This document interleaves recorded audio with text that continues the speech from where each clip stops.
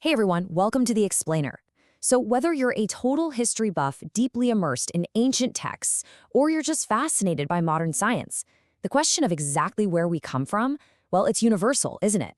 It completely shapes how we view ourselves and our place in the world.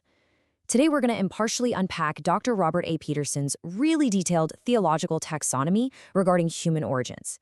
If you've ever found yourself wondering just how different theological frameworks try to square ancient biblical texts with the actual beginnings of humanity, well, you are in the exact right place. We're going to break down all this dense material into some really clear, easy-to-grasp concepts. Let's get right into it. Okay, let's dive into our step-by-step syllabus for today. First up, we'll look at the 5 main views of human origins. Then we'll evaluate those views. After that, we'll hit the debate around the historicity of Adam, followed by the Adam-Christ parallel, and finally, we'll wrap up with a linguistic investigation into the meaning of Genesis dust. All right, Section 1, 5 Views of Human Origins, Mapping the Theological Landscape. To figure out where everybody actually stands on this, Dr. Peterson draws on Millard Erickson's widely respected Christian theology. This outlines 5 highly distinct perspectives on how humanity, actually kicked off. This brilliantly illustrates the big dividing line in the debate. It's like a giant fork in the road. The landscape basically splits into 2 main camps. You've got your evolutionary models on one side and creationist models on the other. Naturalistic, deistic, and theistic evolution, those all fall under the evolutionary umbrella. On the flip side, we have fiat creationism, which you've probably heard called young Earth, and progressive creationism, or old Earth. This split really lays the foundation for everything we're going to look at today. So, let's zoom in on one of the most famous creationist views, fiat creationism.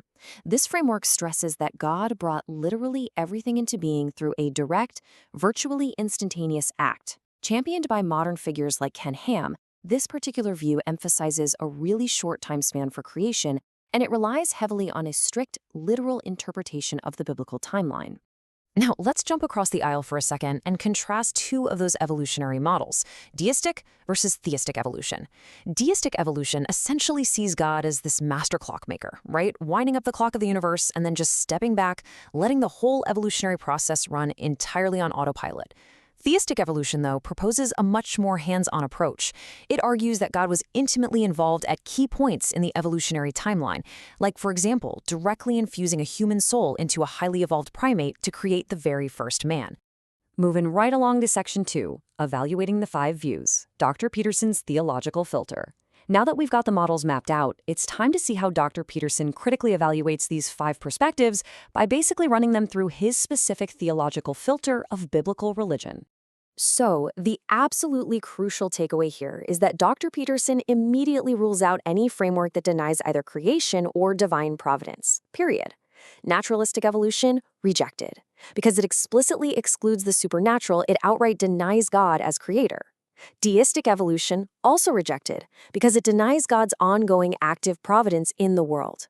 Interestingly, though, while Peterson strongly rejects theistic evolution on biblical grounds, he totally acknowledges that a lot of sincere believers do actually hold this view.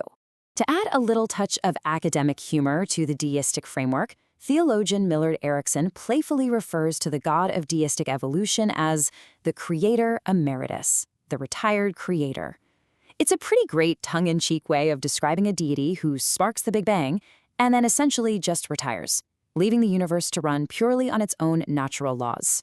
But what really matters most to Dr. Peterson? Honestly, it's not the timeline.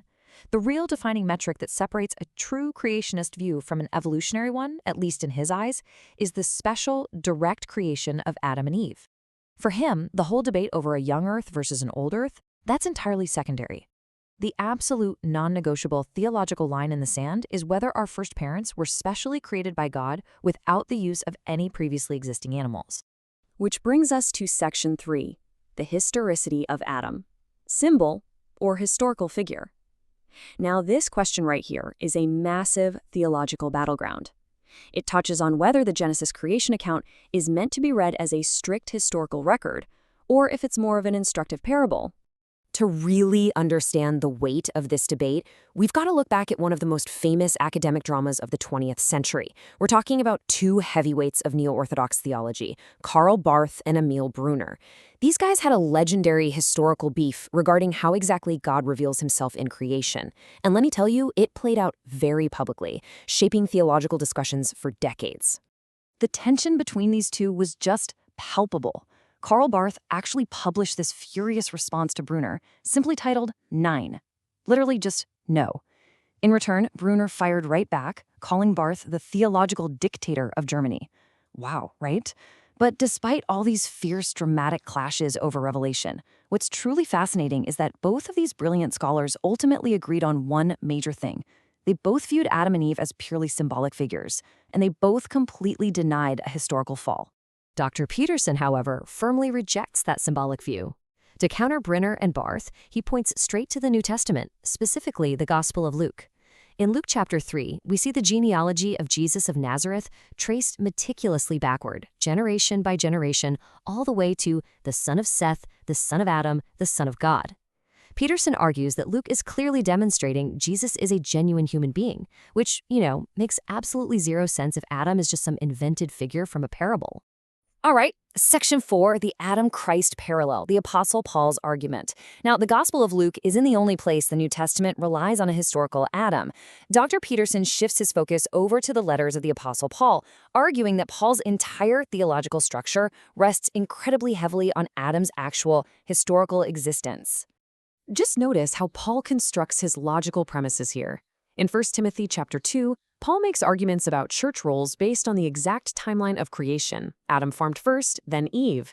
And over in Romans chapter 5, he writes that one man's disobedience brought sin to the many, just as one man's obedience, Christ's, brings righteousness. Dr. Peterson asks a really vital question here.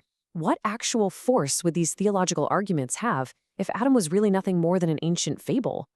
This parallel really reaches its peak in 1 Corinthians chapter 15. The whole redemptive historical significance of Jesus completely hinges on this contrast. Adam brought death into the world, Christ brings resurrection and life. And this matters deeply because for millions of believers today, this is the very core of the redemptive story. For Peterson, if the first half of this equation, Adam, is unhistorical, then the second half, the life-giving work of Christ, well, it's severely called into question. So this strict theological reliance on a literal Adam forces a direct head-to-head showdown between theistic evolution and creationist models.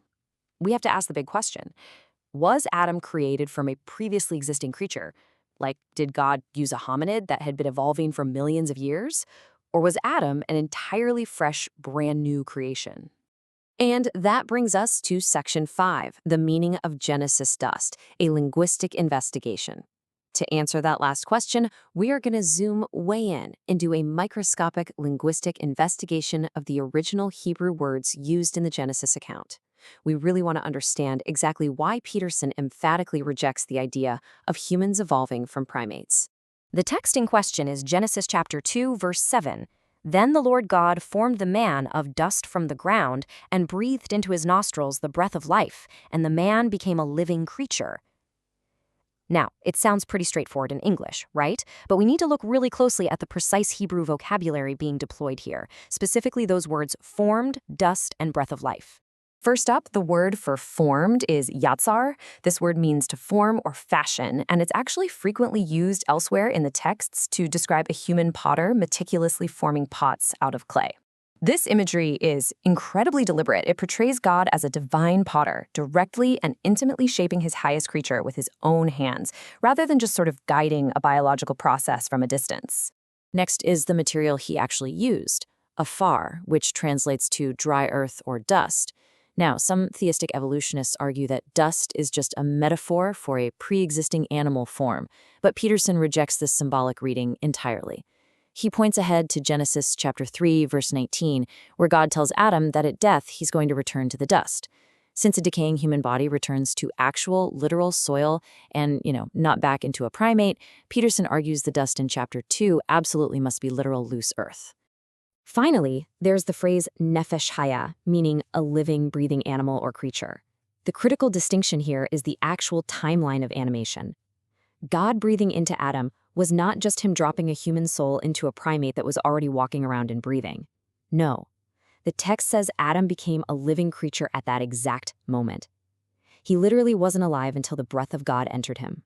So let's summarize this deep exegetical breakdown. God used loose earth as the raw material. Like a divine potter, he shaped a brand new body. He breathed the breath of life directly into him, face to face, and Adam became a living being, which he fundamentally was not before. For Peterson, this highlights a really unique intimacy in God's creation of humanity. That intimacy is completely lacking in the creation of the animals, which, in his view, completely precludes any kind of evolutionary lineage. And that, my friends, leaves us with a massive question to ponder today.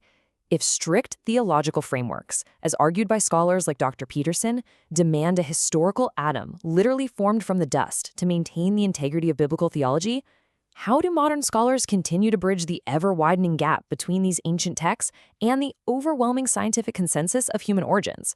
It's a fascinating ongoing tension right at the intersection of faith, history, and science. And honestly, it's a debate that is far from over. So keep questioning, keep exploring, and we'll see you in the next explainer.